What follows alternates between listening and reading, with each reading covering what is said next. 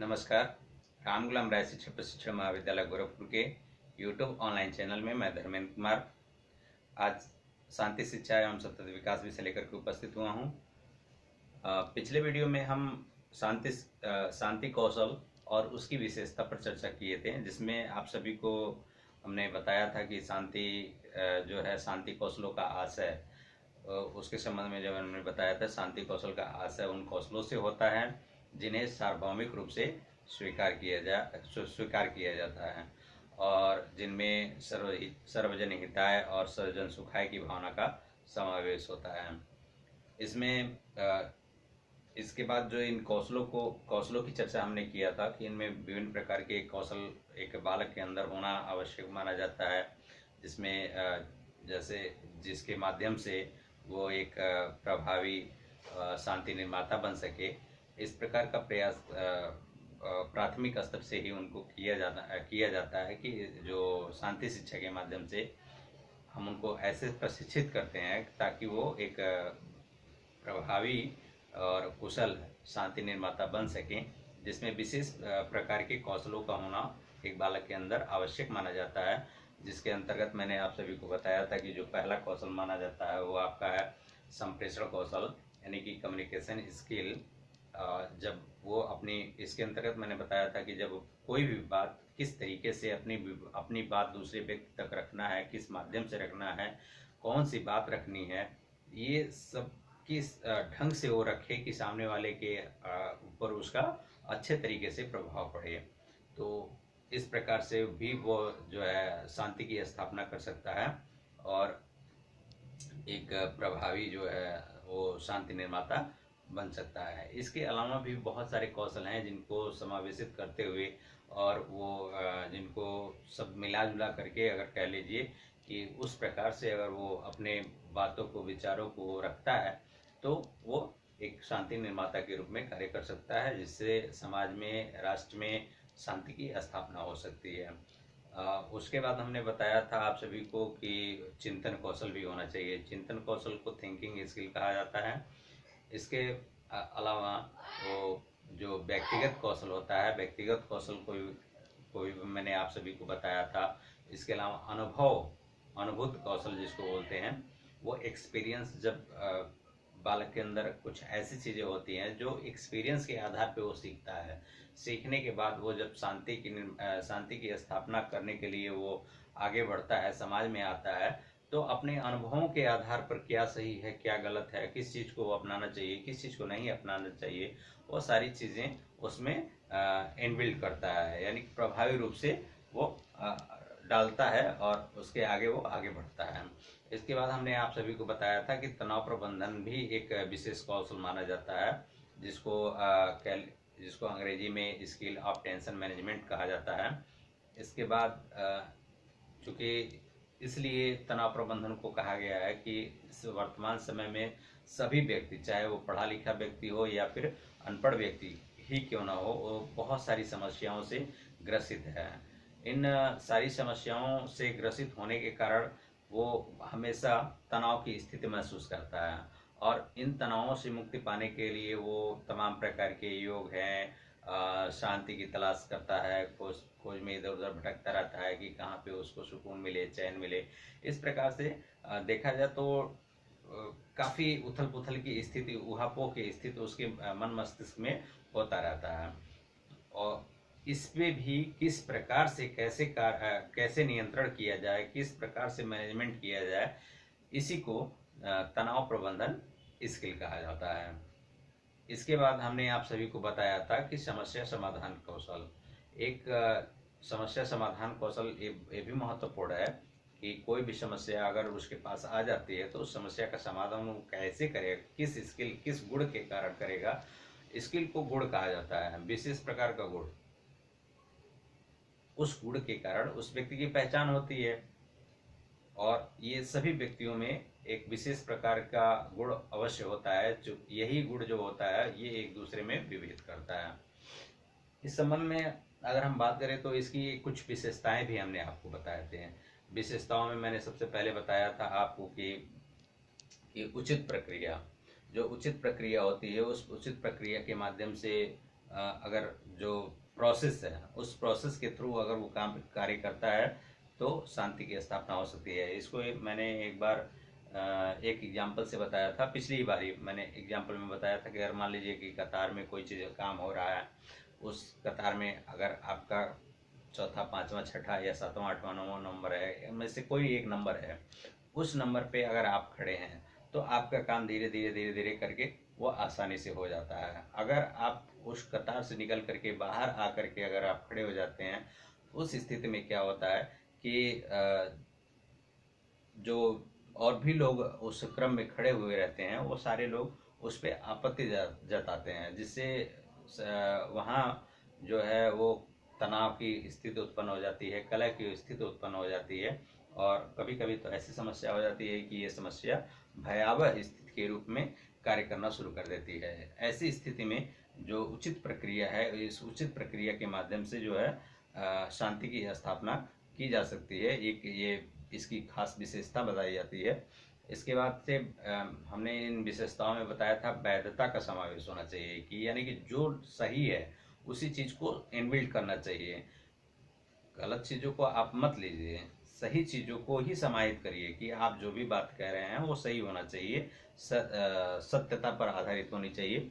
और उसको लेकर के जब आप कोई बात कहते हैं तब वहाँ पे भ्रामक स्थितियाँ बिल्कुल नहीं हो पाती हैं और ना ही विवाद की स्थितियाँ उत्पन्न हो पाती हैं, क्योंकि हर व्यक्ति कुछ ना कुछ जानता है, कुछ सही जानता है, कुछ गलत जानता है। तो अगर आप अपनी बातें गलत बताएंगे तो गलत तरीके से वो सही जानता है तो उस पर वो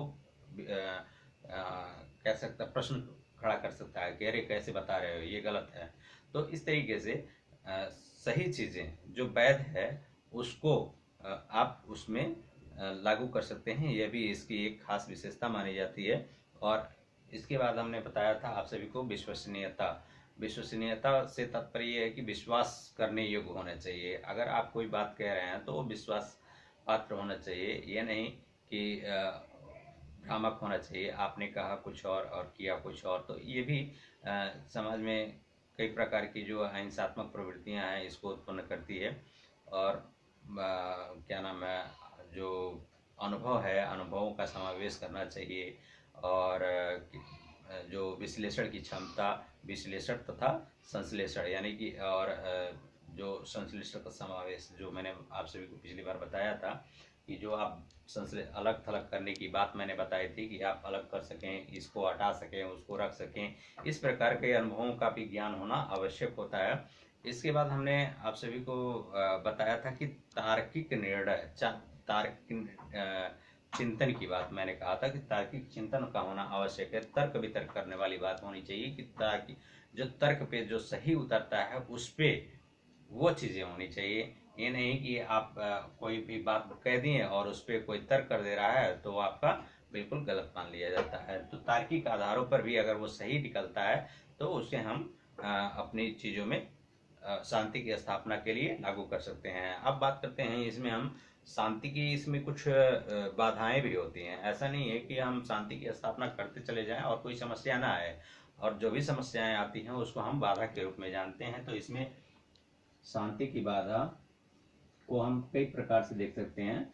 शांति की बाधाएं आज का टॉपिक है हमारा, शांति की बाधाएं। तो इसमें दो प्रकार की बाधाएं आती हैं। एक तो जो प्रमुख बाधाएं होती हैं उसको हम एक साइड में करेंगे और दो तरह से हम जानेंगे प्रमुख बाधाएं कौन सी होती हैं और सामान्य बाधाएं कौन सी होती हैं। ठीक है, तो प्रमुख बाधाओं में जो होती है वो आपकी है संप्रदायवाद, जातिवाद, और कह लीजिए कि भाषावाद, आतंकवाद, धार्मिक सांप्रदायिकता। ये सभी प्रकार की जो चीजें हैं ये प्रमुख बाधा के रूप में हमारे सामने आती हैं। जैसे संप्रदाय, मान के चलिए कि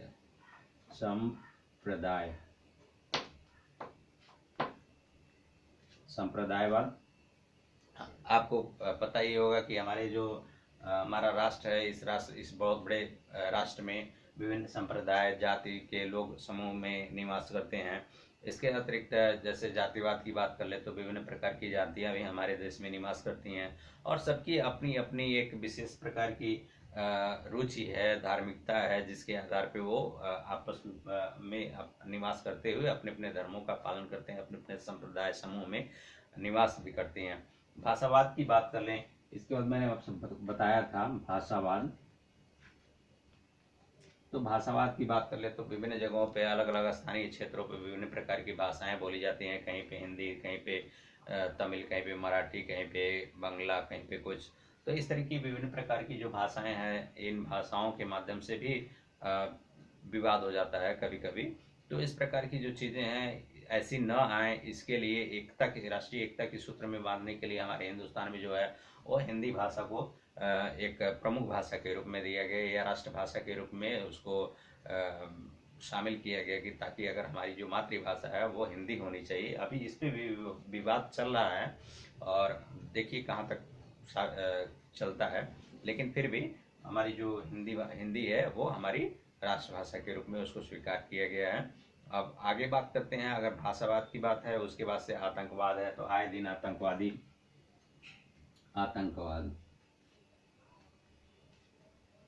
आए दिन हमारे देश में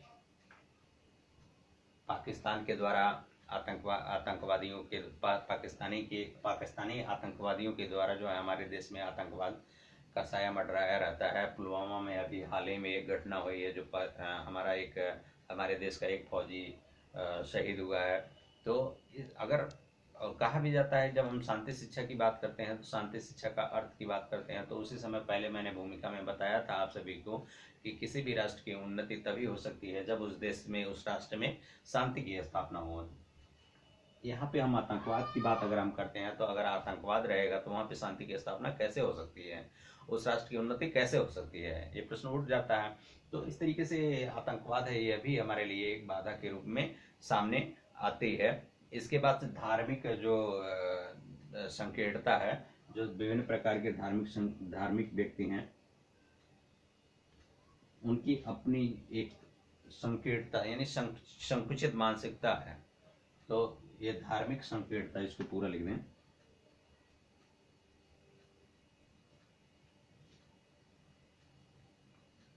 धार्मिक संकीर्णता। तो इनकी अपनी एक बहुत छोटी सी मानसिकता है जिसके कारण ये लोग एक दूसरे को धर्म के नाम पे एक दूसरे को लड़ाते रहते हैं और आपस में लड़ा करके समाज में कलह, विद्रोह और भी विभिन्न प्रकार की अशांति का माहौल स्थापित करते रहते हैं।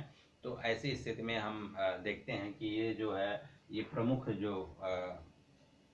प्रमुख रूप से ये शांति की बाधाएं हमारे सम्मुख आती रहती हैं, जिसको दूर करने के लिए हम अपने जो विशिष्ट कौशल हैं, स्किल्स हैं, उन स्किल्स के माध्यम से हम किसी भी राष्ट्र में शांति की स्थापना कर सकते हैं और एक शांति निर्माता के रूप में स्वयं को स्थापित कर सकते हैं। स्वयं को स्थापित करने का तात्पर्य ये नहीं है कि हम खुद हों, हम अपने द्वारा अपनी शिक्षा के द्वारा बालकों में ऐसी सभी भावनाओं का समावेश करते हैं ताकि वो बालक जहाँ भी जाएं, जिस क्षेत्र में जाएं, वहाँ पर शांति की स्थापना कर सकें और एक प्रभावी शांति निर्माता बन सकें। इसके बाद हम बात करते हैं अगर सामान्य बाधाओं की, तो सामान्य बाधाओं में भी विभिन्न प्रकार की बाधाएं हैं जिसको बिंदुवार अगर हम समझें तो स्पष्ट हो जाएगा। इसमें सबसे पहले हम बात करते हैं स्वार्थवादिता, क्योंकि स्वार्थवादिता की अगर हम बात करते हैं तो विभिन्न प्रकार के ऐसे राजनीतिक दल हैं जो अपना स्वार्थ सिद्ध करने के लिए एक दूसरे को लड़ाते रहते हैं और आप अपना स्वार्थ केवल साधते हैं। पब्लिक का क्या है या पब्लिक कहाँ जाएगी, जनता कहाँ जाएगी, इसका उस पर कोई भी प्रभाव नहीं पड़ने वाला है, बस उसका हित होना है। तो इस तरीके से ये स्वार्थवादिता भी एक हमारे सामने एक समस्या खड़ी हो जाती है। और पब्लिक, ये राजनीति की बात छोड़िए, हम पूरे समाज की बात अगर हम कर लें तो सभी व्यक्ति आज के वर्तमान समय में स्वार्थवादी हो चुके हैं और अपना स्वार्थ केवल देखते हैं कौन क्या कर रहा है। अभी आप रास्ते में होकर के गुजरिए तो कहीं पे किसी को कोई चोट लग जाए तो कोई ये नहीं कहेगा कि वहाँ पे नैतिकता की बात नहीं करेगा कि अरे चलो इसको हॉस्पिटल में पहुँचा दिया जाए, इस तरीके से कर दिया जाए, इस तरीके की कोई बात नहीं करेगा, बल्कि वो कहेगा भाई छोड़ो जाने दो, अपने से अपना क्या है। तो इस तरीके से करते हुए यहाँ पे अपने स्वार्थ की बात करता है और आगे बढ़ जाता है। तो इस स्थिति में वहाँ पे शांति की स्थापना नहीं हो सकती है। वहाँ पर जो है ये अपनेपन का भाव, नैतिकता का भाव ये स्थापित नहीं हो सकता है। इसके बाद हम अंधविश्वास की बात करेंगे अगर, तो अंधविश्वास भी एक बहुत बड़ा फैक्टर है। अंधविश्वास जैसे कि तमाम ऐसी जो आज के इतना पढ़े लिखे समाज होने के बावजूद भी आज भी अंधविश्वास के चक्कर में पड़ा हुआ है कि कल क्या होगा, ये देखिए हस्तरेखा दिखाइए, ये करिए वो करिए, कल का भविष्य क्या होगा, तमाम चीजें हैं ऐसी जो लोग अंधविश्वास के चक्कर में पड़े रहते हैं। तो ये जो ये भी एक बहुत बड़ा फैक्टर बनता है। इसके बाद है जो मूल्यों का और आदर्शों का अभाव। तो ये जो मूल्य है, वैल्यू जिसको बोलते हैं, वैल्यू, इसका भी कहीं ना कहीं क्या कह लीजिए कि हमेशा ये भी एक बहुत बड़ा फैक्टर है, क्योंकि आदर्श आजकल रह नहीं गए हैं। कहने के लिए लोग अपने आदर्शों को बताते हैं कि ये हमारे आइडियल हैं, ये हम करना चाहते हैं, वो करना चाहते हैं, बड़े बड़े मंचों से भी लोग कह देते हैं, लेकिन अपनी बातों पे वो लोग खरा नहीं उतरते हैं। मंच से तो कह दिए, मन से जैसे ही चले नीचे उतरते हैं तो सारी की सारी चीजें बिल्कुल उसके विपरीत हो जाती हैं। तो इस स्थिति में भी वो वहाँ की जितनी भी लोग रहते हैं वो लोग कभी कभी तो ऐसी समस्या उत्पन्न हो जाती है कि लोग खुले मंच से जाकर के कह देते हैं कि आदर्शों से पेट नहीं भरने वाला है। तो इस स्थिति में वहाँ पे तनाव की स्थितियां उत्पन्न हो जाती हैं और भी विभिन्न प्रकार के कला अशांति का माहौल उत्पन्न हो जाता है। तो ये सभी जो है हमारे लिए शांति की स्थापना के लिए एक बाधा के रूप में हमारे सामने आती हैं।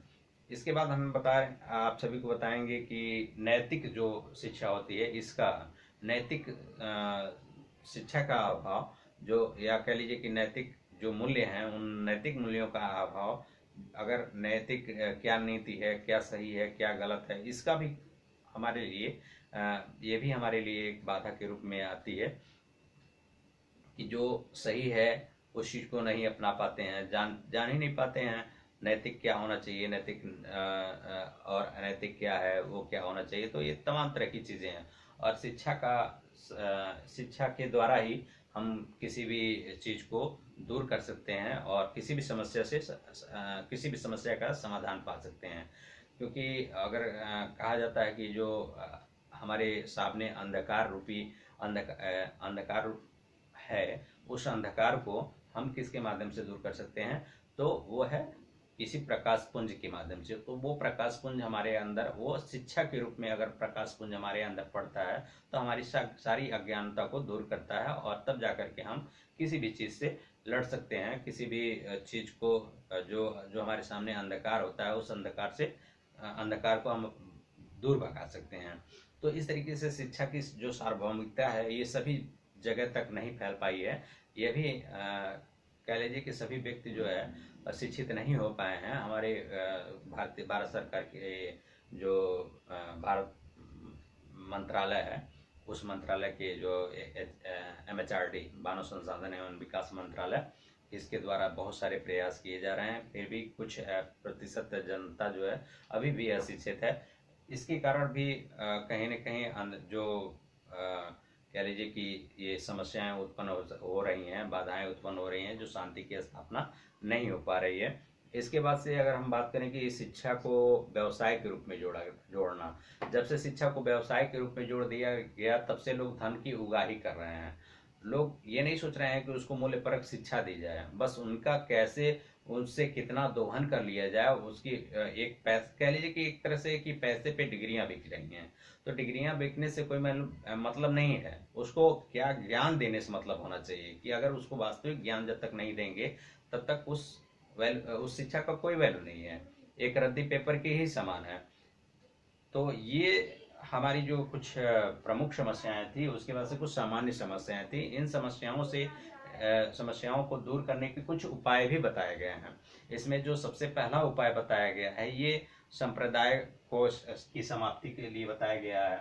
संप्रदाय की समाप्ति, भाषावाद की समाप्ति, आतंकवाद की समाप्ति, धार्मिक संकीर्णता की समाप्ति, ये सभी प्रकार की जो चीजें हैं इन सब की अगर हम समाप्ति कर दें तो भी हम समाज में शांति की स्थापना कर सकते हैं। इसके अलावा अगर हम बालक को प्राथमिक स्तर से ही अगर उसे नैतिक शिक्षा की का ज्ञान दें, शांति शिक्षा का ज्ञान दें, तो उस तरीके से भी हम समाज में शांति की स्थापना कर सकते हैं।